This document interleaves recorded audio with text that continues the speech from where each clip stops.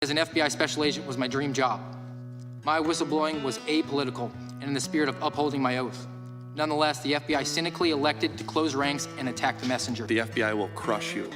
This government will crush you and your family if you try to expose the truth about things that they are doing that are wrong. We are all examples of that. Joining us now are Steve Friend and Garrett O'Boyle. Thanks for joining us, fellas. FBI whistleblowers Steve Friend and Garrett O'Boyle both join us now. Gentlemen, so glad to have you on the program. Thank you for your testimony. We need more folks like you, and I'm sure more people going to be from your background are going to be giving you guys more intel as you're sharing that with the rest of us. We can kind of see that this is becoming normal for them to be held accountable, because I think especially an institution that we pay their salaries, they need to be held accountable. I think a lot of people do share our beliefs and convictions. I think they just aren't at the point that Steve and I and others have gotten to. They're too afraid. Thank you so much for being a guest here on PBD Podcast. Thanks for having us. How big is that bloody flag that Steve's got? It's a stone wall of his house. Lots of love, guys. Thanks very much for joining us. Steve Friend, Garrett O'Boyle. Thank you for being with us this morning. More importantly, thank you for speaking out. We appreciate it.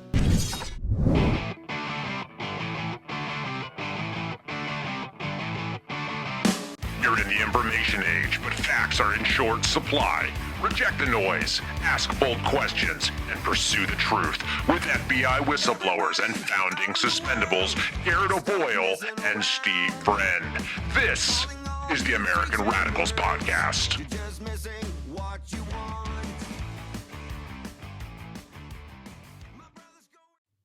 It is the American Radicals Podcast. On a Saturday, the weekend is here at last. We're coming to you live streaming on Rumble. Rumble.com/AmRadPod is where you can always find us on Tuesday and Thursday, 08:30 Eastern Time and noontime on Saturday. Saturday is our favorite day because we get a little bit of later start. Everyone hopefully got a good night's sleep and is well into your weekend festivities. The fall is here. Folks are getting ready for Halloween, except if you're Garrett O'Boyle and you think that that's the Satan at work. Most people just like the candy, and the costumes. But hopefully you're having a good weekend, whatever your celebration habits are. And we welcome you today. If you have not already, smash the thumbs up and subscribe to the channel if that is something you would like to do. But definitely subscribe if you listen to the podcast format on iTunes and Spotify and iHeart, which we have seen an uptick in.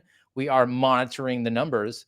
We're kind of like the FBI behind the scenes monitoring you, but we're actually monitoring because we want the information out there. We want you guys to learn every time you listen to the American Radicals Podcast. So make sure that you give us a 5-star rating so we can continue to expand there.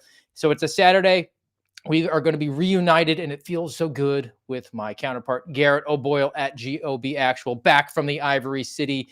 And he's going to give us a full after-action report on his goings-on there. And then we're going to connect it to today's topic, which is just about some confusing court rulings. We're going to nerd out on some high court stuff today, and then going to wrap it up with a very special palate cleanse. Looking forward to sharing that with you all, but I'm most looking forward to reuniting with Garrett. Good to see you, my friend. How are you today? I'm doing well, Steve. It took a few days to wash the filth off from Sodom, our nation's capital, but the swamp is difficult to just get out in one shower. yeah, but no, we're back. And yeah, if you follow over on X, you probably saw a little update here and there, but overall, not really what we were hoping for. Well, let me pop this up here first. I know I'm doing things out of order lately, but I just can't help myself, Steve.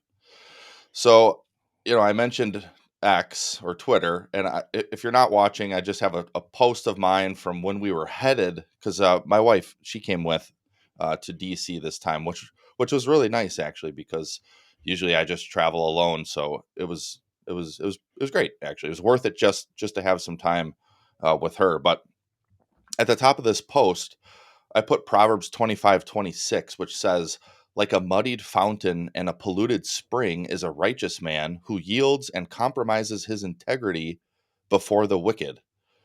And I've known that verse for a while. I think honestly I came across it during this suspension, but lately it seems like some people in my life, or maybe even just people who are commenting on social media, have they're rearing their head again and kind of like wondering why do you do this? I think I've mentioned it before. I've even had family members who kind of go down this train of thought. And quite frankly, some of them, they don't have the same faith background I have. Some of them do, or some of them claim they do. And then they still kind of wonder, like, what are they doing? Especially now, it's been over 2 years, and people just don't really get it. But that verse by King Solomon, I think, really encapsulates what the reason why you keep fighting is because we're not going to compromise our integrity before the wicked DOJ, before the wicked FBI, before people who continue to bear false witness. We were talking to some of my attorneys after this appeal in the DC circuit, and like this is absolutely crazy. This woman named Dina Perkins, who's in the FBI security division, she briefed the seventh floor. So she briefed the top executives in the FBI that I had leaked to the media. And then an investigator on my case was like, hey, that's actually not true information. And they basically called her out on it. And she said, well, I already briefed it. So, make something stick. Can you sort of like take a step back for the people that might not know the background, and let's be as professional as we can. I know it's really hard because this is emotional, this is personal to you, but if anybody is capable of doing this as like a professional law enforcement guy, a lawman, facts and evidence, the background is you were suspended by the FBI. Your security clearance was suspended, which left you unpaid, indefinitely suspended forever, constructively terminated for all intents and purposes. The premise of that is that there was an allegation that you leaked sensitive material, classified material. Did you what did there was just an allegation that you did that, and you can expand on what that was henceforth then disproven. Right. But the government's argument is that, well, there was an allegation, right? Yes. So that's where it stemmed from. September 2022 is when I was notified of this. But we found out later that they had been investigating me internally since at least August 1st, which, maybe it had been longer than that. But yeah, the paperwork they handed me said that there was an allegation that I leaked sensitive material, or I don't remember the exact verbiage. Nobody's ever accused me of leaking anything classified. National Yeah. secrets, like, Right. not where the missile silos are or anything like that. Right. And so even that very first interview that they did with me the day I got suspended, I was like, no. And it was they mentioned Project Veritas, and they mentioned Washington Times, and both issues were things that I had made protected disclosures about. So when they suspended me, I told them, I said, well, you guys are accusing me of leaking this stuff to the media, but I actually had been making protected disclosures to Congress. And some of those disclosures were these two issues. And they were like, well, no, that's separate. That's separate. And I'm like, I remember the whole time just thinking, like, there's no way. They're Yeah, just and there's an overlap. Is it coincidental or not? And right. actually, in just right now, it's occurring to me the allegation element of it, Hmm. because that could be weaponized so easily. Well, there was an allegation. I asked the guy in the cube next to me to make the allegation so they could completely set somebody up. It's almost like the Brett Kavanaugh hearings where he had this crazy woman who alleged that he tried to commit some sexual assault. And then they kept being able to label him as being credibly accused. He's been credibly accused. And the pushback was, well, no, it's not credible. Right. And she sort of revealed herself to be sort of a loon. But at that point, they already had the phrase, well, there's a credible accusation. And Yeah. It's what like, you've been painted with, there's an allegation. There's an allegation. Well, the allegation isn't real. That doesn't matter. There's an allegation. So for your purposes for this trip to Washington, D.C., can you kind of put us in the room? I think most people who listen or watch the program here might not have the understanding because they watch Law and Order. What does the courtroom look like? I mean, is there media? Were you guys doing a impromptu press conference on the steps afterwards with your attorneys? Or was it no, just kind of no. really boring? Yeah. No, nothing like that. But it's similar to most courtrooms. It's federal. It's in its own, federal building, and in the heart of DC. And the courtroom itself is, I don't know if it's like mahogany or what, but it is like you see in the movies or on TV. It's like a very wooded centric theme. And then behind the judges, because in this courtroom there's a number of positions in the front for more than one judge to sit. So in this instance, it was a panel of 3 judges. We drew Judge Pan, who is a relatively recent Biden appointee. We drew Judge Wilkins, who is an Obama appointee, and we drew Judge Rogers, who is a Clinton appointee. So we didn't get a good draw, or at least, we don't think. I'm sure that was just like lottery. That was like the NBA lottery where Patrick Ewing went first to New York. Hmm. Yeah, so it's like, okay, well, we'll see. But even heading in, my attorneys were like, some of these judges can be kind of surprising, especially older Democratic appointees, because the Democrats used to take umbrage with the government when the government would try to hide secrets. They were members of the ACLU in the 90s, like you right. and I consistently say that we probably would have been. Yeah. And so, we'll see when they author their opinion, but definitely based on the oral arguments, it didn't seem to go well. And then behind them, there was kind of like this concave giant. I don't know if it was real. It looked real from where I was sitting. I don't know if it was marble, but it had the appearance of marble or some type of stone like that. And that was kind of behind them. And then it had a giant DC Circuit Court of Appeals seal like in the middle. And there were no cameras. You weren't allowed to take photos or video, but the oral argument was recorded was recorded audioly, which is available. They have a YouTube channel. It's available there, and then it's also available on their website. If Do you there's think their YouTube does better than ours? I hope not, man. I really hope not. But I bet you it's close. I do. I bet it's close. I went and looked. They have like 30,000 subscribers, which is way more than we have. But it didn't look like they get a lot of views. And so initially we got 10 minutes. So one of my attorneys, Ben Sisney from the ACLJ, he came out of the gates pointing to constitutional um, complaints that we have, as well as administrative type complaints. And almost immediately, one of the judges, Judge Pan, if you listen to our friend Kyle Serafin's show, the Kyle Serafin show, he talked about this judge on Wednesday. And he just kind of in our back channels, I was texting Kyle and Steve and some of the other unknown suspendables, and just mentioning kind of how things went and who the judges were and whatever. And Kyle looked into this Judge Pan a little bit and found all sorts of damning information. And it's like, oh well, no wonder she tried to jump in as soon as she could before my lawyer could really get into the meat of the issues that we have. And so she got hung up almost immediately, and of course not on the constitutional issues, Steve, because those don't really matter, but on administrative issues like why we were even in this court. So typically with a federal workplace complaint, or like workman's rights type of issue, typically it goes into the federal circuit. And when we first filed this appeal, well, I guess I better back up a little bit more. So this is an appeal of the MSPB, the Merit Systems Protection Board ruling, which they ruled like right before we testified. So well over a year ago, they ruled in favor of the government and said, Garrett doesn't have, he loses. And essentially that stemmed from not being able to look at the merits of the suspension, which that's the whole issue here.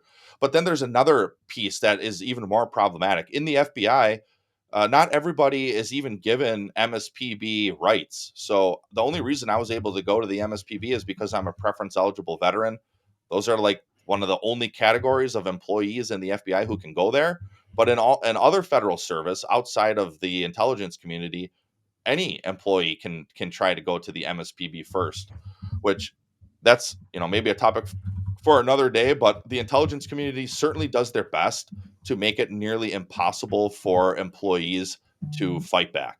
And the MSPB honestly doesn't help, because historically, the MSPB rules in favor of the government 99% of the time. You can fact check that. I wrote a whole Substack piece about this in like April of 23, and I pulled the statistics myself. So they're out there. I'm not making it up. And so going into MSPB, we weren't hopeful, but we're like, well, we'll appeal. And when the time for the appeal came, it was okay. Are we going to? My lawyers, all concluded that they thought, well, because of the unique circumstance, we think we can appeal in the District of Kansas. We think we can appeal in the DC Circuit, the Federal Circuit, up here in Wisconsin, and even in Virginia, because that's where I was going to be headed. And so, like, we think we can appeal to any of these. There's this law called the All Circuits Review Act. And so any of these federal circuits, based on my lawyer's interpretation of that law, they were like, yeah, we think we can appeal to any of these. And so she brought up that issue of why we were even in her courtroom. And, my lawyer basically said, like, well, we thought we'd get a better shake here. And, I appreciate that honesty, because that is why we went there. And she basically wasn't having it, and essentially said, well, if we dismiss it, you don't get another chance to appeal, do you? And he was like, yeah, that's basically right. So then the issue of transferring the case to the Federal Circuit came up. And then on top of that, she was hyper focused on some of the law, which I'll pop up one of them here, because it's the root of the issue. Let's see, where is this thing? Right here. So if you're not watching, I just put on the screen 5 U.S. Code 2303, prohibited personnel practices in the FBI. And the arguments that my attorneys made came from 5 U.S.C. 2302, which is the broader whistleblower protection statute. And it lists all sorts of other things in it. But what's important, and what my lawyer tried to hone in on, is that this law, this 2303 law, says that the issues described, it says right here, for the purpose of this subsection, personnel action means any action described in clauses I through X of section 2302 sub A2A of this title, with respect to an employee in or applicant for a position in the Bureau. So that would be me, right? Because I'm still technically an employee, and the personnel action was taken while I was an employee. But even further, it says if you are an employee or applicant. And the broader whistleblower protection says even a former employee can be a whistleblower. And so my lawyer's trying to explain the described in part. And of course, he keeps getting cut off, and she's basically not having it, trying to run out the 10 minutes. My perception was that she was just trying to run out the 10 minutes that he had to make his case.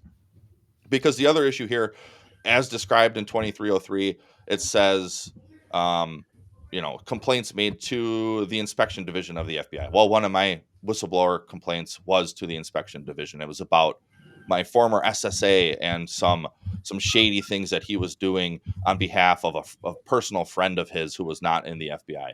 And then it says, as described in section 7211, that's the statute that says any federal employee can make their complaint known to Congress, which is what I did. So there are a number of issues that are described in 2303 and as the law lays out in 2302 that affect me. But she basically was saying the law doesn't apply. My take, probably because, guys like us, we have looked into these laws because of our circumstances. I don't think she has a proper understanding of the law. Other than that, though, like none of the other judges really said much. The Judge Wilkins, who was the Obama appointee, when it was time for the DOJ to argue their case, the DOJ attorney argued that, and her exact words were, in the interest of justice, she said, in the interest of justice, she asked them to just flat out dismiss my case. And so, to his credit, this Judge Wilkins said, how is that in the interest of justice? Like, That's just an inferior government attorney who's trying to use this, I don't know, high and mighty language. Yeah. And then the other, so like, and I'm trying to remain professional. It's difficult. It's frustrating because, we're sitting on the bench behind my attorneys. Like, if unless you were blind, you would probably have known who we were. Um, and I know at least some of the people did, because this DOJ attorney had like a whole entourage with her. And my wife told me later, when we were done, because we were like out in the like the breezeway before you go into the courtroom. And later she's like, yeah, one of those attorneys that was with her was like mean mugging you. And it's like, why? You're pathetic. Like, that's just pathetic. Why are you mean mugging me? You Like, have no interest yeah, in this. you work Uh, for the DOJ, and you're gonna come to cheer on your friend, and then you're gonna mean mug the plaintiff. Like, you're real professional. This just goes back to something that Bill Shipley told me, and his perspective on having been in both sides of it. Because he's been a federal prosecutor, now he's done some defense work, and he said to me that the process, basically, the fair process is the victory, but the better way of looking at it, if you were the government attorney, the facts you're arguing, if you lose, the facts didn't support it. It says nothing about your ability to be an attorney. Your conviction rate doesn't matter, right? The misperception that this guy's a really great government prosecutor because he never loses a case, that's not his ability. It's just that the facts of those cases supported a conviction, or they didn't support the conviction. It says nothing about you. So for this attorney to take things personal is unprofessional. It's not in keeping with what their mission is supposed to be. They're just supposed to argue the facts of the case. Right, right, and as they should. And so that's why I think that issue of, in the interest of justice, just dismiss it. And then it's like, well, actually, how about, in the interest of justice, we take a look? Well, why don't we take a look at everything, and then actually let the facts determine the matter? Because that's the whole issue: is we are not able to look at the facts. We are not able to get information from the FBI. We are not able to provide information contrary to their claims that I should have been suspended in the first place, because no court will look at the facts. Because the way the government, I mean, that's what it boils down to. The way the government has set up this system is so that we don't look at the facts. And the root issue is a case law from the Supreme Court, 1983, Navy versus Egan. That's where this all is rooted.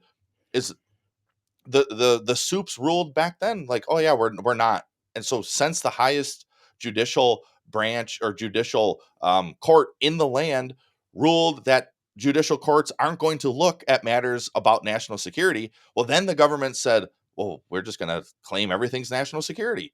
And Yeah, and just to clarify, Navy versus Egan is a Supreme Court decision in which the Supreme Court ruled that the agency, the FBI, the CIA, the NSA, whatever the agency is that gives security clearances to its employees, it's essentially up to their discretion when they issue it and when they suspend it and when they revoke it. And the courts are kind of like, it's up to you guys. It's extremely broad latitude that they have to do that. So that's why they can say, well, there's an allegation against Mr. O'Boyle that he did something wrong. And you can say, but I didn't. And here's the proof. And they say, yeah, but it doesn't matter. There's an allegation. And you can right, say, well, but that's just your buddy who you asked to make the allegation. Yeah, it doesn't matter. The Supreme Court says we can do that. So we're going to do it. This is them weaponizing their processes that they have because you were inconvenient for them because you were doing what they didn't want you to do. And that is making legally, quote unquote, protected whistleblower yeah. disclosures to Congress. I mean, think about that, Steve. Like, it's been over 2 years now, and it's like, everything that I disclosed to Congress, and here I sit. And it really goes to this broader issue of the weaponization, because look at how arbitrary even the suspensions of really all of us, Marcus, you, Kyle, me, like, every single one is a different reason. Every single one is completely arbitrary, which, if longtime listeners of the show will know, that's the definition of tyranny: arbitrary or despotic abuse of authority. That is the literal definition of tyranny. And so you have all these arbitrary decisions along the way. And it goes back to the point of the allegation. Well, you can allege anything. You can literally, like, because to get even more granular on you, well, not on you, Steve, but on you, the audience, because you already know this, but there are what are called adjudicative guidelines. There are 13 of them. They are what govern who is suitable to have a security clearance. In all of our instances, they use at least one of the adjudicative guidelines to say that we are not suitable to have a security clearance anymore. Like in Marcus's case, the one they used was allegiance to the United States, which is absolutely bonkers. United States Marine Marcus Allen. Yeah, but like Employee of the Year Marcus yeah, Allen. right. But his allegiance to the U.S. is questionable. They still have not apologized for that, by the way. They've settled, but they've never apologized. And I bring his up because let's just use that adjudicative guideline, and then we will use what they did to me, just an allegation. So, Steve, let's just start alleging that all these FBI employees and DOJ attorneys and whatnot are. I'm just making an allegation. I'm just alleging that they are anti-American, and so now we Oh, get that's to too kind. I'm alleging that they're all pedophiles. well, that too. Which sexual proclivities is another one of the It's a adjudicated guidelines. serious issue too that doesn't end up in suspended security clearances very often from our ex-girlfriend, Right. especially if you're in the executive levels. Look, I think my ultimate takeaway is that they are going to be hoisted by their own petard in a just world because they're leaning so heavily on the power that the Supreme Court gave them with the Navy versus Egan decision. Where they said, that's it. That's the rule. Okay. So when Deputy Director Friend is roaming the halls and it is nothing but palpable fear for 10 plus hours a day, where people speak in muted tones for their entire work lives because they're so terrified of losing their jobs. They're going to, because I'm just going to say Navy versus Egan, Karen, leave. Yep. Navy versus Egan, Neil, leave. That's what's going to happen. Yep. If And there's a just world. Steve, this dude, I'm glad you brought that up because this actually goes to the heart of one of our arguments that, of course, we didn't get to because, my attorney kept getting filibustered with his 10 minutes. Is one of the arguments we made in our written briefs is essentially that is the tides change, and so like, do you want an administration who's going to wield this weapon as well? Because that's what's going to happen. And honestly, it's looking to me, I won't hold my breath, but it's looking to me like Donald Trump might actually win. Granted, I thought he was going to win last time, and I thought he was going to lose the time before that. So, hey, who knows? And I'm really not holding my breath, but let's say Donald Trump wins. One of the things you see in the left-leaning media already is that he's going to send his political enemies to prison, and they're saying we're going to flee the country if he gets elected, and blah, all this stuff. Well, this right here is how an administration could clear out their quote unquote political enemies. If you got a security clearance, well, you don't anymore. You're gone. You're done. And again, to the arbitrary mechanisms of this, everybody knows at this point, left, right, center, you name it. Every single person who's paying attention knows that the 51 Intel officials who said that the Hunter Biden laptop story had all the earmarks of Russian disinformation, they all still have their security clearance. Everybody knows they were lying. So why don't we use the adjudicative guidelines on them to strip their clearances? Where it would actually make sense because they were trying to, well, not just trying, they did. They helped thwart a successful Donald Trump second presidency because the numbers are in. If you go look back at the numbers of people who said, yeah, if I knew the Hunter Biden laptop story was actually true, then Donald Trump would have won. And so that actually is anti-American because they use their position and they use their appeal to authority to thwart a president, to thwart a presidential campaign. But hey, they still got their clearances. They're still rubbing elbows with all their other anti-American Marxist friends in the swamp who have their clearances. Just start stripping them. Navy versus Egan, stamp. Navy versus Egan, stamp. Navy versus Egan, over here, over here. Everybody gets a Navy versus Egan. You're all out. It's like Oprah. You get a Navy versus Egan, and you get a Navy versus Egan.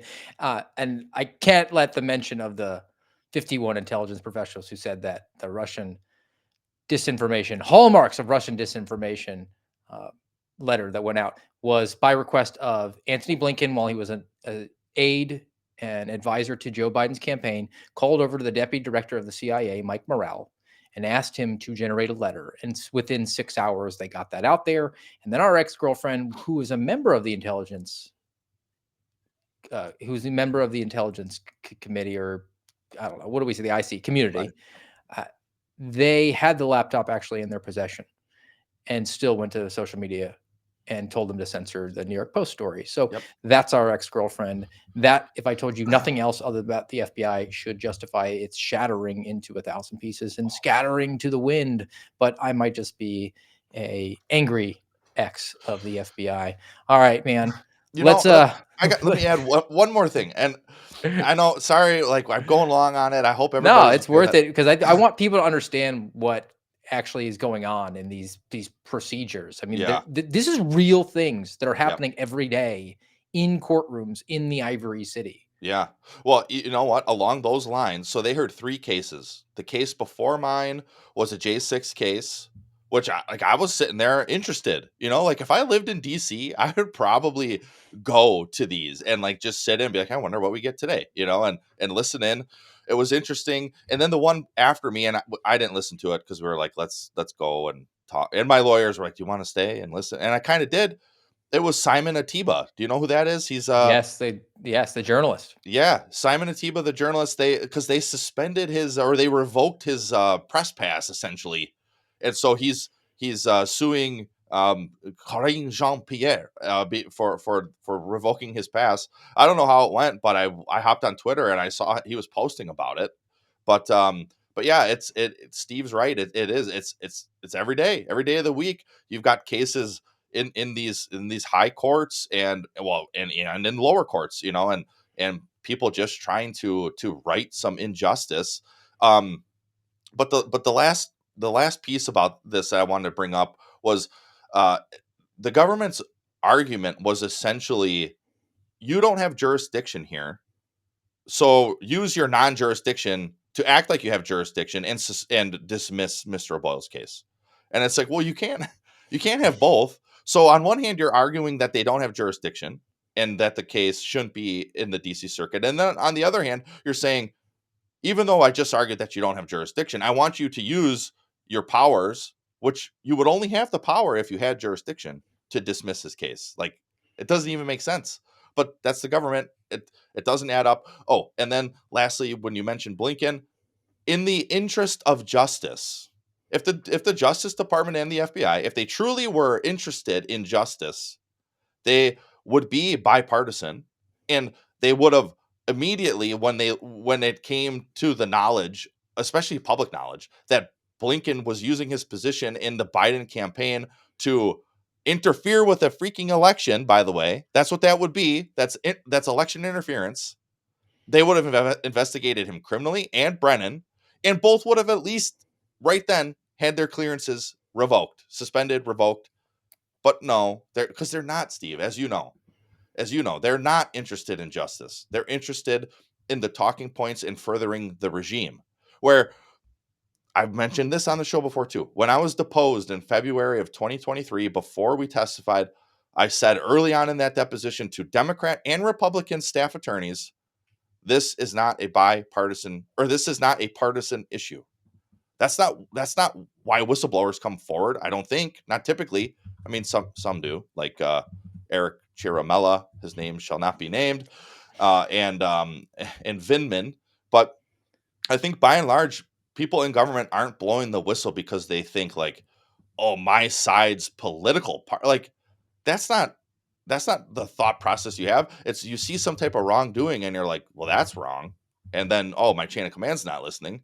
Oh, I guess I better take it to Congress or some other entity because it's supposed to be bipartisan. And you know, like I think of we had Trevor Aronson on the show a while back, and he did a whole podcast series where it was an FBI CHS who was basically trying to entrap members of BLM and Antifa types.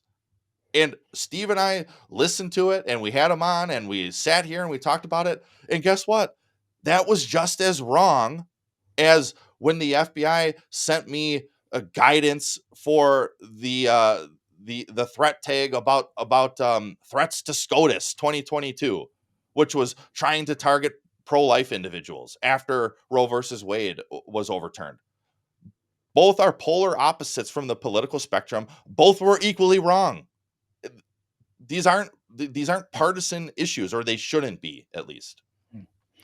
I'm glad you kind of went into that last one about threats, because there's another one that you did bring forward. So if we can, we'll pivot to what we're going to talk about, some of these court decisions today away from the GOB appeal, because some of them I'd say, but we're about half and half of, yeah, that makes sense. And then other ones that you're just kind of like, how are you wearing these black robes? Right. Which is another issue entirely. They're not superheroes. I don't know why they wear black robes. If there was somebody sitting up there with just like a suit and tie or a business attire for a female, I think we would give them less grace. They something about the black robe. It's almost like the white lab coat for the doctor. It bequeaths some sort of expertise, like, aha, whatever you say, sir, right? Yeah. It would. I think it would actually go a long way if the Supreme Court was just up there, just guys just wearing a tie, right? Yeah.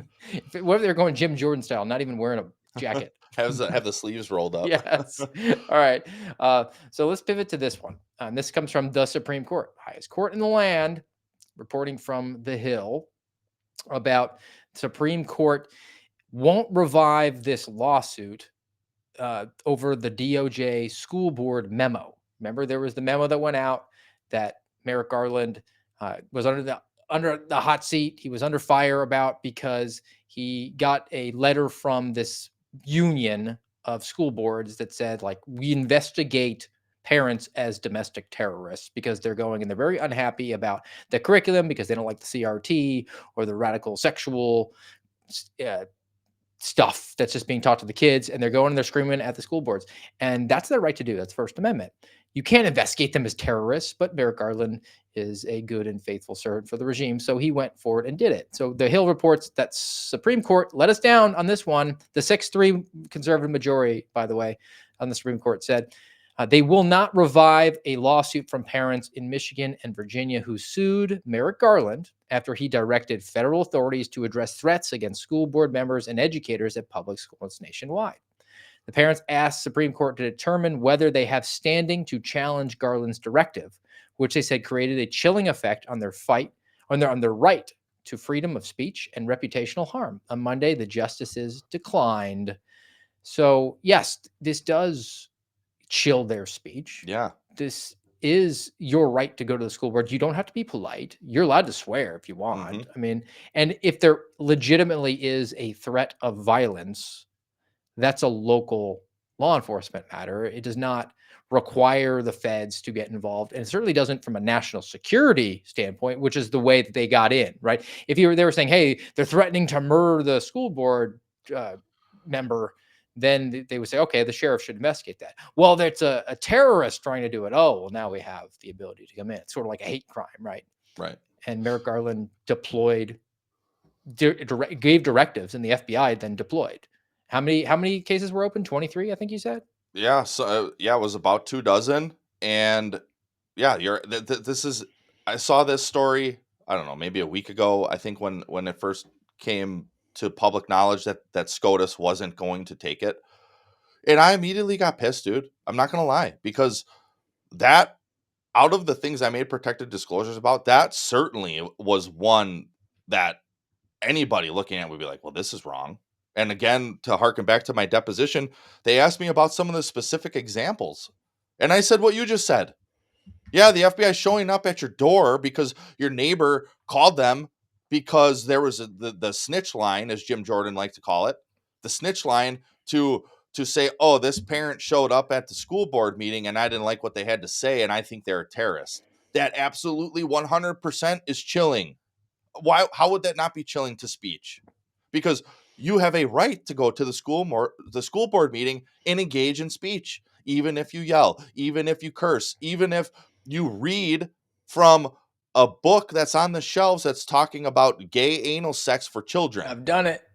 You know, like, you can go and do that type of speech. Who does have standing? That would be my question to the soups, right? If the parents are saying, because I guess the contention is, well, they themselves were not investigated, so they don't have standing.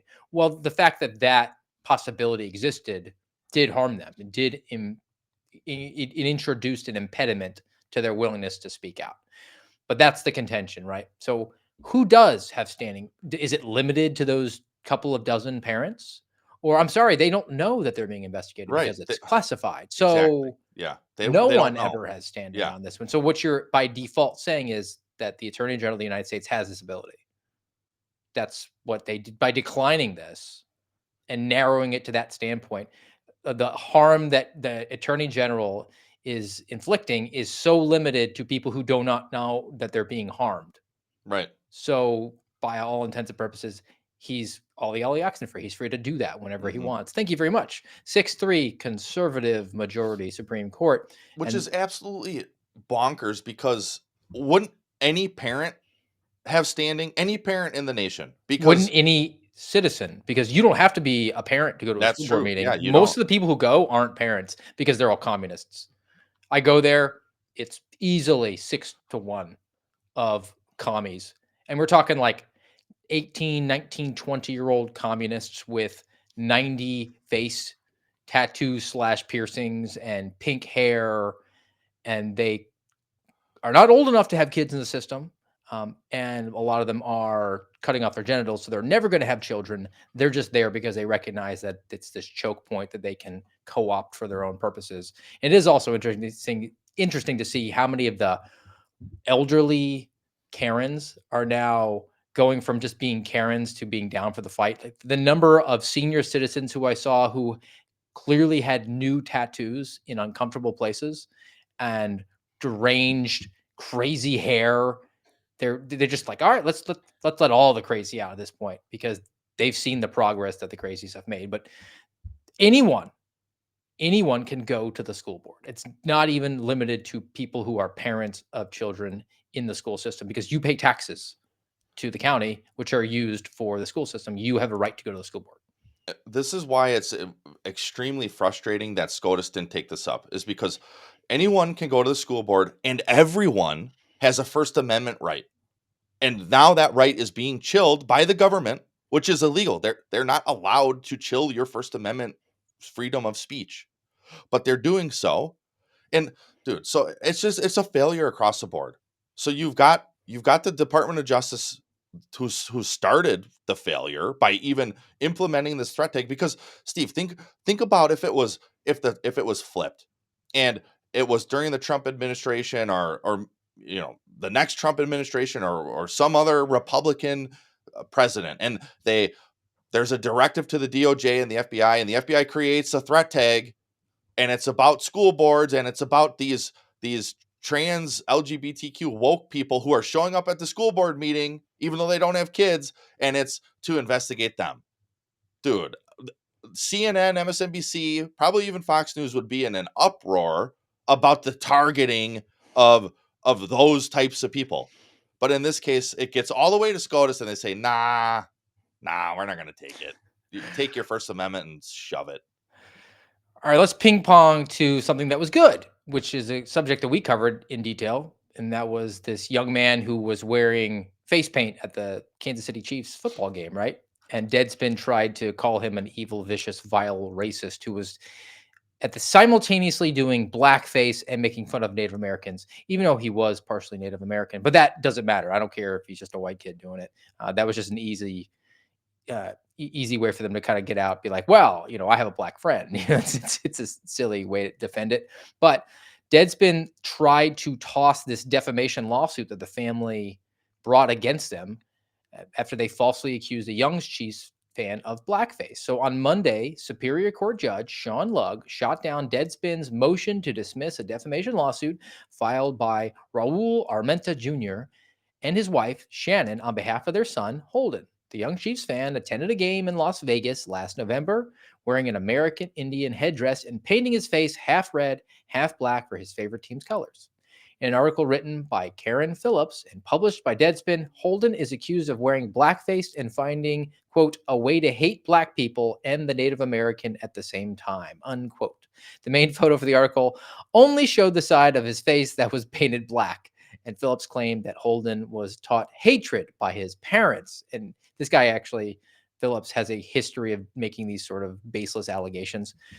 And it's also worth noting that 1 month after the defamation suit was filed against Deadspin, the company was sold and its entire staff was laid off. So that was great justice in a cosmic sense. I don't know if the defamation lawsuit is going to wind up paying out, but I guess it's against Deadspin. It's probably against Phillips individually. I don't know the details of it, but at the very least, court, I think, ruled correctly here that that is in fact defamation, and you can't just toss it. Yeah, I mean, yeah, this, I got to say, when we did that episode, that like right around Super Bowl time, that was a fun episode. If you are relatively new, go back to like January, late January of this year, right? Yes. 2024. I forget what we called it, but it was a fun one where we first covered the story. But yeah, man, it's good to see like, oh, okay, like maybe there is a little semblance of justice left in some of these courtrooms. I still hate that it had to get this far because for me it just goes back to bearing false witness. Like, just don't bear false witness. I mean, sounds like a good idea. It is one of the 10 commandments after all. How desperate are you as somebody who has to generate content, has to write that column for Deadspin, that you can't think of anything else other than, hey, I'm going to take a hit at this 9-year-old This kid? kid, like, Probably because you think that it'll never get to his attention because it won't get enough eyeballs on it that it'll go viral. yeah, Because you're so small of a writer, you're not yeah, important enough. You think, all right, well, I've done my obligatory 700 words, keep the paycheck rolling in, yeah. or you're just an evil person. I can't really throw out either one. It probably could be both. Right, right. Because yeah, I mean, same here. It's like, okay, are you like, I gotta make my breakthrough story. This is it. But you're also captured by that ideology where like you don't care if you're telling the truth. And he's a white kid, so I hate white people, so I'm just going to try to wrap it all up in the same in the same ball and just, let it go. And in this case, good. Like, it blew up in your face. You lost your job because I'm assuming that author got laid off Well, too. everybody at Deadspin did. Yeah. Hopefully, And he hasn't found a nice place to land yet. yeah.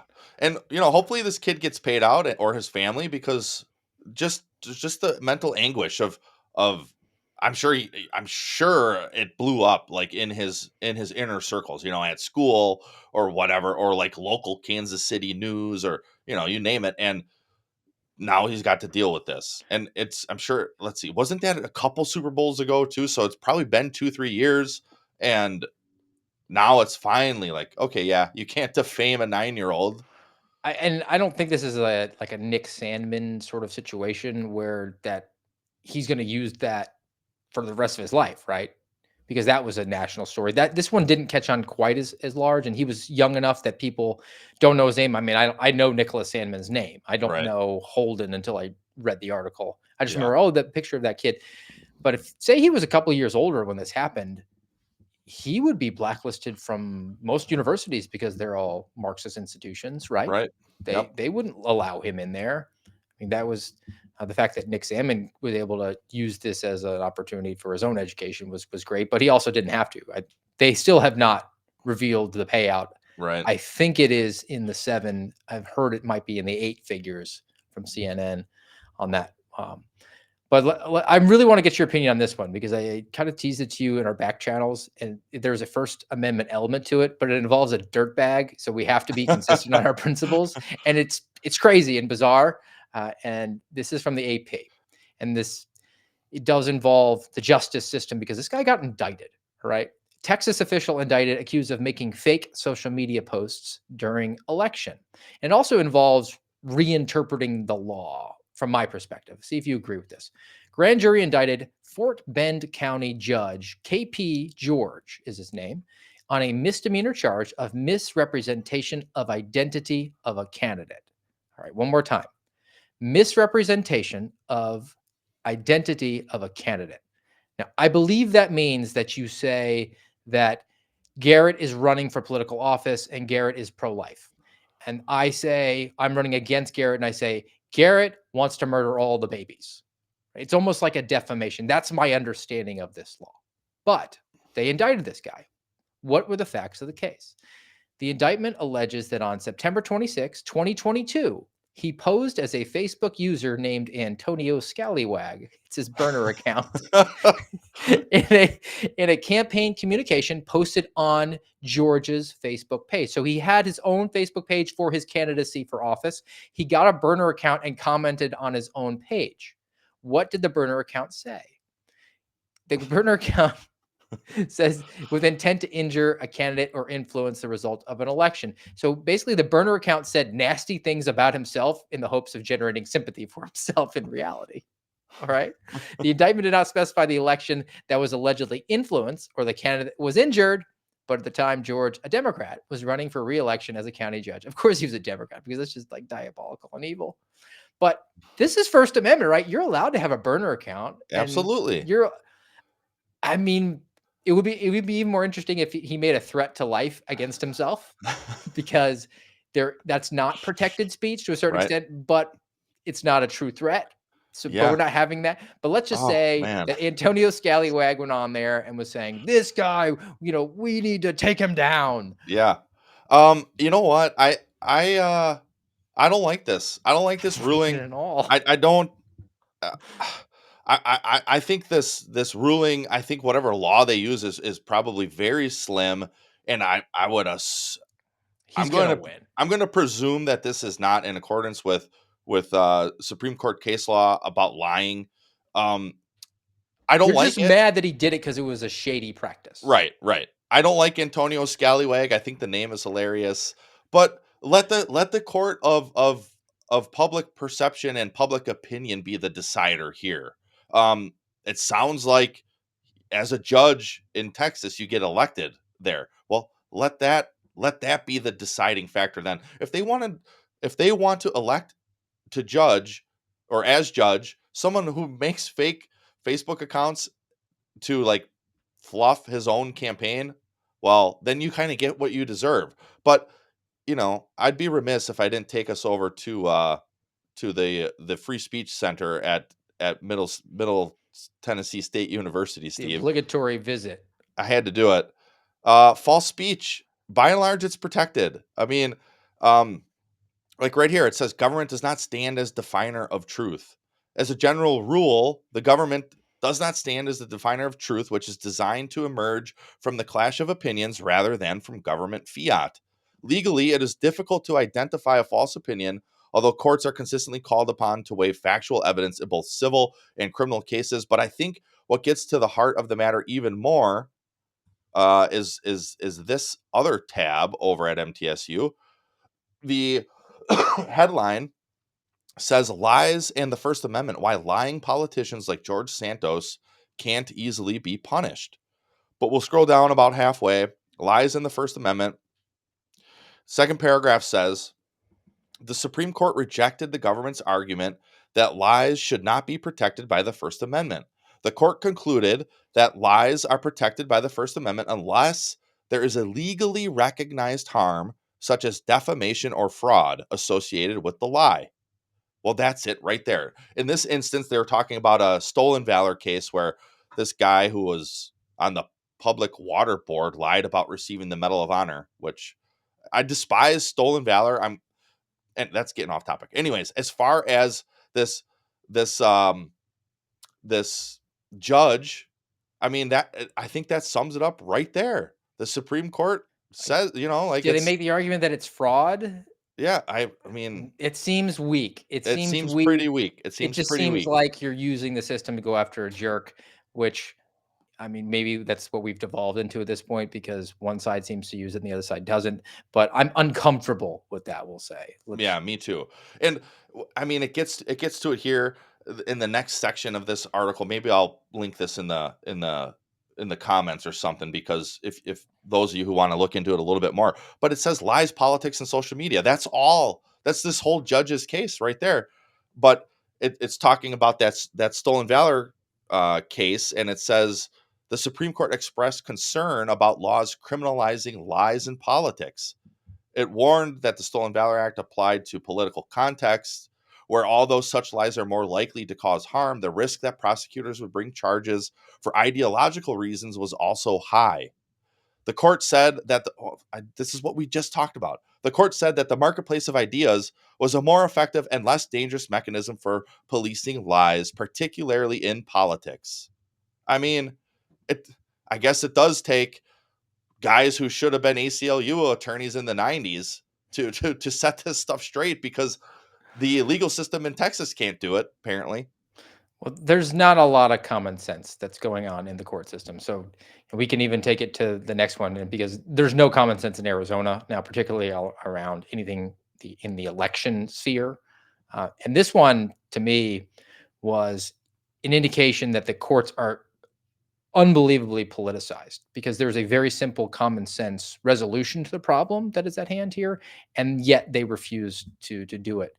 So this was reported from the Federalist. Arizona Supreme Court greenlights ranked choice voting ballot initiative riddled with duplicate signatures. We're going to get into ranked choice voting next week. I'm not going to break that down right now. I want to talk about, though, the decision that came from the Arizona Supreme Court. They ruled that votes cast for a pro-ranked choice voting constitutional amendment in this year's election will count, even though nearly 38,000 signatures supporting the amendment proposal were duplicates. Ergo, they should be tossed out. So they didn't get enough signatures. Dude, So, that's okay, the Maricopa County judge, Frank Moskowitz, claimed that the confirmation of duplicated invalid signatures was moot because the state had already begun printing ballots for the election, and that the courts lacked the statutory authority to issue such an order. So, common sense. All right, we've printed too much paper. We can't print more paper. It's too late to generate all these ballots, so we need to go out there. Okay, I'll accept your premise. Why don't we say that whatever people mark on that section of the ballot is just disregarded, because the election is moot on this issue, because there weren't, in fact, enough signatures for it. It was our bad to print it, but that doesn't mean we have to go forward with the actual election. It would be like a member of Congress is reported, he died in office, right? And then they say, oh, we have to have a special election. And then they're, oh, sorry, he's actually alive. Our bad. Oh, well, but we're already going to have the special election. No, you just cancel a special election. Anybody who votes in a special election, their vote doesn't matter, right? Right. I mean, this is, to me, this is like a very clear example of how broken our systems are. They're just plowing ahead anyways. It kind of reminds me of Dina Perkins, who I mentioned earlier. She knew she was wrong. She didn't want to go correct her error. Just, make something stick. That's what they're doing here. Like, yeah, well, we can't use duplicated signatures to cram this measure through. Well, we're going to do it anyways. Do you think there's any chance that this judge is not doing it for partisan reasons? Is there any chance that Moskowitz is not pulling the lever hard for Kamala? No chance. No chance. Right. That's where we're at, which is sad. Where Actually, it might be like a Brett Kavanaugh who says, well, I'm milquetoast and it's just too late at this point. Can't do anything about it. So yeah, his political preference might either be beta male or hard communist. Those are the two that you have. Those are the options. That's it. That's the only options you get. And then along the lines of a technicality and not having courage of conviction or just punting issues. I want to get to this one because if you read the headline, you think victory, vindication at last. But if you actually read into it, it's not so much. And you and I read into it and we're like, you got to read the fine print. So this is about Masterpiece Cake Shop back in the news. So this comes from Alliance Defending Freedom, who has defended Jake Phillips for 12 years at this point, man. 12 years. The process is the punishment, Steve, as you know. So the Colorado Supreme Court ruled to dismiss a lawsuit brought by an attorney who's been harassing cake artist Jack Phillips, owner of Masterpiece Cake Shop, for more than 12 years. It originally started with the gay wedding cake, and then this lawyer got uber offended and said, I need you to make me a transgender cake. And then he said, no. He said, well, I need you to make me a cake of Satan smoking marijuana. And he said, no. So he's tried to push this because you will be assimilated. Resistance is futile. Bend the knee. It's the board, right? And he just wouldn't do it. So on the same day that the U.S. Supreme Court announced it would hear Phillips' first case, in which he prevailed in 2018, 6 years ago, after Colorado, the state itself, tried to force him to do the same-sex wedding cake, an attorney called Masterpiece Cake Shop requesting Phillips create a custom cake that would symbolize and celebrate a gender transition. The attorney then called again to request another custom cake, one depicting Satan smoking marijuana, to, quote, correct the errors of Phillips' thinking, unquote, straight from him. Wow. So it's malicious. Phillips won his first case before the Supreme Court in 2018 when the court found that Colorado officials punished him with hostility towards his faith. That ruling did not address Phillips' free speech rights, which is what I want to be interested in today. His free speech rights to decline to create custom cakes expressing a message that violated his faith. And now the Colorado Supreme Court's ruling has ended the most recent lawsuit against Phillips. Why? Because of First Amendment? Because of First Amendment? No, they dismissed the case because the attorney who filed it did not follow the right process. He filed the wrong paperwork or missed a deadline of some sort. So they dismissed it on a technicality. You know, Steve, it's cowardice, plain and simple. Like, because obviously this needs to be addressed. Well, the Supreme Court, I will note, in Colorado is the Supreme Court that said Donald Trump couldn't be on the primary ballot. So they know the right decision. They know the First Amendment. Yeah. But they have a preferred outcome. Yep. So they'll say, all right, we can't violate the First Amendment because we'll lose all legitimacy. Let's just find something in the corner that we can hang our hat on and say, well, there's an administrative hurdle here. And then hopefully this attorney will disappear for my purposes or prevail in another way when I'm not here and around. Yeah, it's honestly, it ties into the Bible reading I had picked for today, because these judges, man, and like I was thinking more of like my own appeal, but you see it all across the board. These judges, instead of actually getting into the pertinent matters at hand, like in this case, the First Amendment issues, that's what need to be addressed. Like, I don't care that you just dismissed it because of some technicality, some administrative flaw. That's not what really matters. Like, man, and this guy's comment about to correct his thinking. That shows intent. It shows that it's not in a good faith effort. I really wanted that cake of the devil smoking a joint. Yeah. And this vile, vicious, evil guy said, get out of my store. I won't have it. No, that's not what happened. You went in there with the intent of doing it. You were looking for this court challenge. That's why an attorney did it. Right. It's Right. completely generated. It's not organic. It's artificial. It's astroturfed. Yeah. But the decision still needed to be made, so we have clarity. That's the reason we have courts. Said it before. We have to have precedents set, Right. because we don't exist in a constitutional republic anymore. It's all just about court precedents who are ruled by people who wear robes like some sort of odd superhero. Yeah, like a magician's superhero. All right, and here's another one from Michigan. And again, we were talking about it before a little bit and trying to create an analogy that I thought you came up with a really good one on. And it's very disturbing. So this comes from MichiganCapitalConfidential.com. School curricula to stay hidden from parents. The High Court rules. Michigan Supreme Court. So last month, September 25th, the state's top court denied an appeal filed by the Mackinac Center for Public Policy on behalf of Rochester parent who requested curriculum for a class held in Rochester Public School District. So he asked for curriculum from a public school district where he's a taxpayer and his child attends. Through the state's Freedom of Information Act, Carol Beth Litkowy, I'm sorry, it's a woman. So Carol, in 2022, sought course materials for a high school class titled, quote, A History of Ethnic and Gender Studies, unquote. So boy. Rochester Public Schools refused. The district argued that the law did not require it to provide records held by teachers. The teacher created the curriculum themselves while working in the employ of the public school. In February, the Michigan Court of Appeals ruled in favor of the school district, No way. stating that only records possessed by a public body itself, not its employees, are subject to FOIA. No way, dude. No way.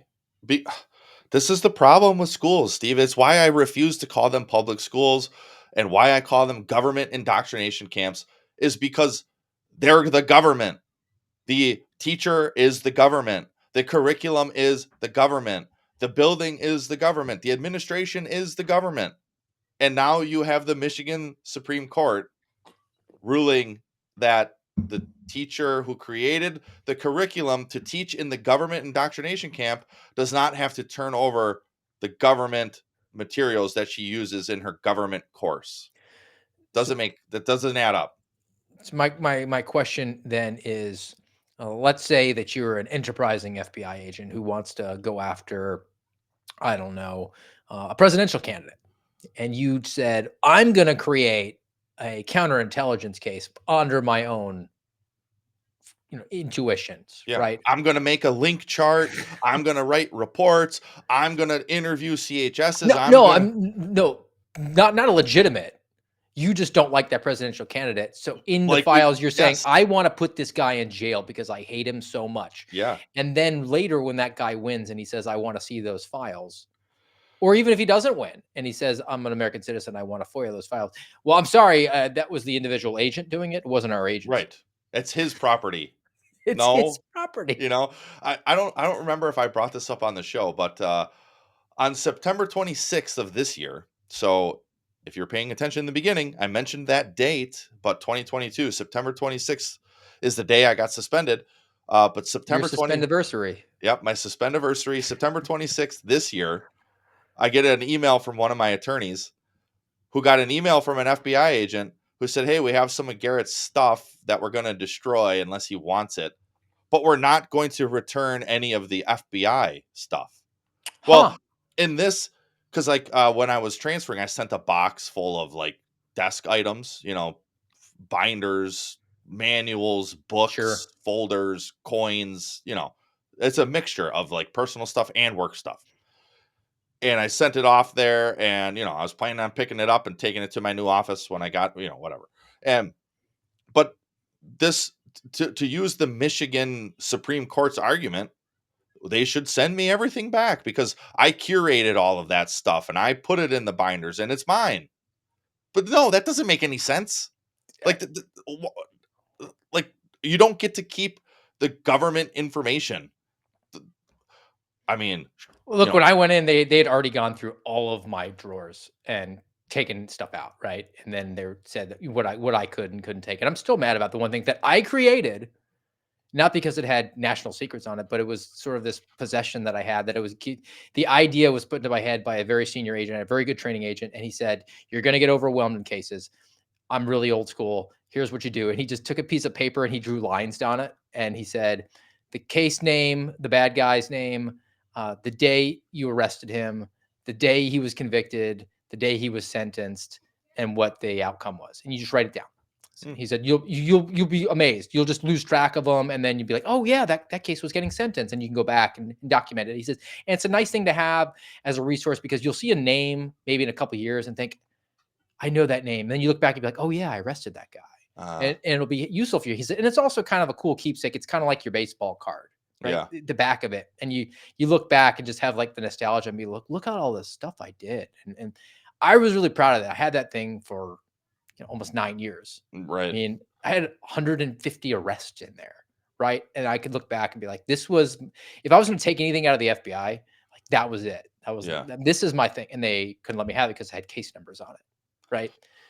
I generated that. That was mine. Yeah, right. They were meaningless alphanumeric codes to anybody. And you weren't doing classified work anyways. So it shouldn't matter. It shouldn't matter. Oh, man. I've got one, and we're going to end it on a good court decision. And then we have our palate cleanse as well. But this one, again, comes from Alliance Defending Freedom. So 2 of them today. This one was an actual victory. Becerra versus State of Texas. Xavier Becerra from the administration, Yeah, one of the main Marxist tyrants who hates America. and the president can't pronounce his name because he picked him, right? Because he's uber qualified. Yeah. All right, so Supreme Court rejects Biden-Harris administration's attempt to force ER doctors to perform abortion. State of Texas is challenging the Biden administration's attempt to use federal law, the Emergency Medical Treatment and Labor Act, to force emergency room doctors to perform abortions, even if doing so violates their conscious or religious beliefs, because their claim is that it's a threat to the woman's life. So you must kill the baby because her mental health, she's at a breaking point. That's really where it went to. Find So a different doctor. in its decision in state of Texas versus Becerra, the lower court held that the Emergency Medical Treatment and Labor Act does not require emergency room physicians to provide abortions. Instead, it prevents hospitals from refusing to treat patients who are unable to pay for emergency services, requiring hospitals to stabilize both pregnant women and the unborn children in emergencies. So that's a win. Supreme Court actually went pro-life, which is consistent for what they did in the Dobbs versus Jackson's Women's Health Center decision. So that was good. Still surprising. Like, I don't know, man. Sometimes because, we'll bring up cases that the Supreme Court doesn't take, and then ones like this where it's like, oh, okay, good. Glad they ruled on that. Glad So they took- schizophrenic. I know, and I know they only take like 60 a year, but I don't know. They've got to rule on some of these issues, because like it's only going to get worse. We're only going to start seeing cases that are worse and worse, where people like us are going to be like, this should have never even been brought, and here's why. And I don't know. I think the Supreme Court, they've got to grow a spine. But these judges, in their magical flowy robes, they just want to punt as much as they can. Just punt it away. I've got one more. It's not a court decision. I want a judge on this one though. Let's just do it real quick. It's Saturday, and Yeah. this one just. I said your head's going to cock to the side like a Yorkshire Terrier when I tell you the details of it, Darren. Okay, this is about daylight savings time. When I run for president, we're ending daylight savings time. Yes. And I'll get 65% of the vote just off that. I mean, honestly, if that was the only piece of your platform that was ever made publicly available, When I go I'd on vote Brett for it. Baer and he asks me hard questions, Just look, talk about I grew daylight up in a savings. middle class family, and let's talk about daylight savings Yeah. time. All I was always tired. All right. So daylight savings time, does your state want to stop changing the clocks? Nearly every state has brought forth and even passed legislation or resolutions to end the biannual clock changes. In most cases, states are hoping to stay on daylight savings time year round, which means they spring forward in March and then just freeze. Yes. Okay. I mean, yes. Like, that would be when. But so you don't fall back. You just, whatever time You you're just on stay. after you spring, you stay. Yeah. Okay. So I've been there's saying this since I was like 13, at least. all right. Now, states like Arizona and Hawaii, they did the spring forward, they fell back, and then they hit freeze. Okay, well, they're dumb. They Okay. should just do it one more time. That's allowed. And if you go to Arizona, half the year they're on Pacific time, half the year they're on Mountain time. Okay. But it is illegal by federal law to spring forward and push pause. It's not illegal to spring forward, fall back, and then press pause. Oh, Steve. Where is my judge on that one saying Yes. tossing that because Yes. that's retarded? And in yes. our house, we say gay and retarded. Uh-huh. Retarded. That's gay and retarded, I think. That's a federal law. Yes. You can't hate your government enough. That's really what it boils down to. So think of that. Congress had the gumption to pass that law at some point. Yes. And they did. Somebody wrote that law, and that law was passed. And now we're stuck. No judge. I mean, or Congress, wasn't it a couple years ago? Didn't Little Marco started pushing hard for it. Yeah. And wasn't it like a unanimous vote? And then it just never went anywhere. I want to know what the anti-fallback lobby is. Who's part of that lobbyist K Street organization? What diabolical George Soros entity is behind this? Stand behind me, America, and daylight savings time. Please. And we have once and for all. We have a nice refreshing palate cleanse today. But Garrett, we were missing you on Thursday because I was going off on and dunking on the FBI. And I needed a nice biblical worldview. I needed it desperately. So 2x me up today on the Saturday. All right, we'll do. We're going to Isaiah 59. Honestly, I was reading this morning, and it's one of my favorite chapters in all of the Bible. Like, not even kidding. I won't read the whole thing. I'll just read, I don't know, first 8 verses or so. But the artificial heading is evil and oppression. And I don't know, man. I know I've been hitting these Old Testament prophets a fair amount, but it just rings so true with what we're seeing today. Verse 1, behold, the Lord's hand is not shortened that it cannot save, or his ear dull that it cannot hear. But your iniquities have made a separation between you and your God, and your sins have hidden his face from you, so that he does not hear. For your hands are defiled with blood, and your fingers with iniquity. Your lips have spoken lies, your tongue mutters wickedness. No one enters suit justly, no one goes to law honestly. They rely on empty pleas, they speak lies, they conceive mischief and give birth to iniquity. They hatch adder's eggs, they weave the spider's web. He who eats their eggs dies, and from one that is crushed, a viper is hatched. Their webs will not serve as clothing. Men will not cover themselves with what they make. Their works are works of iniquity, and deeds of violence are in their hands. Their feet run to evil, and they are swift to shed innocent blood. Their thoughts are thoughts of iniquity. Desolation and destruction are in their highways. The way of peace they do not know, and there is no justice in their paths. They have made their roads crooked. No one who treads on them knows peace. Therefore, justice is far from us, and righteousness does not overtake us. We hope for light and behold darkness, and for brightness, but we walk in gloom. So I stopped at verse 9, but if you want, it's easy to find. Isaiah 59, you can read the rest on your own. But to me, I mean, man, doesn't that ring true? Justice is justice and violence are, the transverse, or the opposite of justice is what we see. And, it just, I don't know. It speaks to my heart. I hope it does to some of you as well. But powerful stuff, I think. And to the palate cleanse, this one was generated by a suspendable. We want to bring this one to you. It's a little bit longer. It's about 3 minutes long. But for those who don't know, the origin of the term suspendable was something we did joking around. I said that we had a bunch of military law enforcement guys who were unemployed and seemingly unemployable. So we had an interesting set of skills.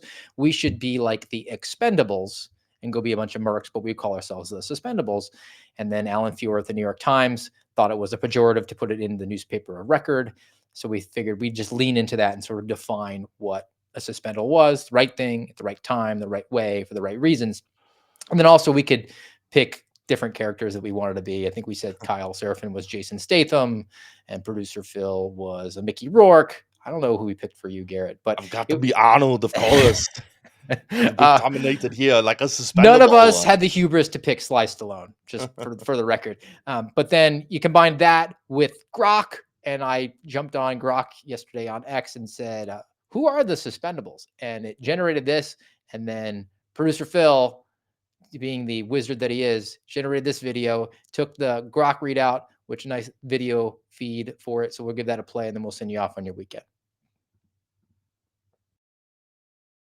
Refer to a group primarily composed of former FBI agents and other law enforcement or intelligence community members who have been suspended, fired, or otherwise face repercussions for speaking out against what they perceive as misconduct, abuse of power, or politicization within their agencies, particularly the FBI. Here's an overview. The term suspendables emerged from FBI agents and whistleblowers Steve Friend and Kyle Seraphin, who were suspended from the FBI after blowing the whistle on various issues, including what they described as questionable practices, political bias, or overreach. Their suspensions were not for criminal acts, but for going public or internally challenging directives they believed were unethical or illegal.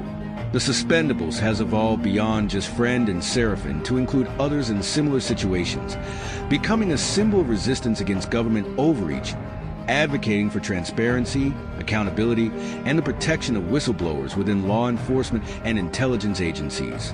They use their platforms, including podcasts, social media, and public speaking, to discuss these issues, aiming to inform the public and push for reforms. They engage with the public through various media, discussing their experiences, current events, and the broader implications of what they witnessed or experienced within their former roles. This includes interviews, podcasts, and social media posts where they analyze legal, political, and social issues related to law enforcement and government integrity. Beyond their direct advocacy, the Suspendables brand has extended into merchandise and cultural commentary, indicating a broader cultural impact where their story resonates with themes of speaking truth to power, individual rights against state overreach, and the personal cost of integrity in public service. They've garnered support from various quarters, including from within law enforcement, public figures, and ordinary citizens who see their plight as emblematic of broader issues within the justice and intelligence systems. This support often comes in the form of financial contributions, legal support, or through sharing their message across platforms. The term Suspendables has also taken on a philosophical connotation, representing anyone willing to risk their career or comfort for principles, not just within law enforcement, but in any field, echoing a broader call to integrity over compliance. Thus, the Suspendables are both a literal group of suspended law enforcement officials turned whistleblowers and a symbolic representation of standing up against what one perceives as injustice or corruption within governmental structures, particularly in law enforcement and intelligence communities. This group's activities highlight ongoing debates about government transparency, the role of whistleblowers, and the balance between security and civil liberties.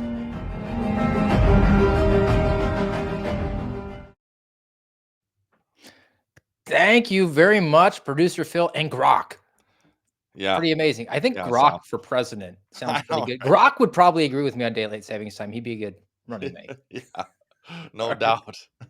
All right, that's going to do it for us today on a Saturday on the American Radicals podcast. If you haven't already, smash the thumbs up, follow the channel, subscribe here, especially on the podcast form. We appreciate that.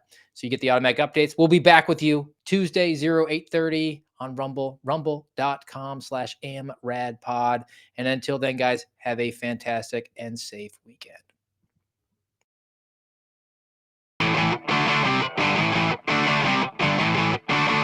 You've been listening to the voice of the Suspendables on the American Radicals podcast.